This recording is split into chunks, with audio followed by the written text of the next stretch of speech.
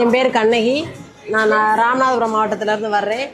எனக்கு கொஞ்சம் பேசிக் பார்லர் சம்மந்தமாக தெரியும். நான் அட்வான்ஸ் கோர்ஸ் மாஸ்டர் கிளாஸ் படிக்கிறதுக்காக மேம்கிட்ட வந்திருக்கேன். நான் 2 வருஷமாக வந்து மேமோட இன்ஸ்டா வந்து ஃபாலோ பண்ணுறேன். எனக்கு வர்றதுக்கான வாய்ப்பு கிடைக்கவில்லை, இப்போ தான் கிடச்சிச்சு.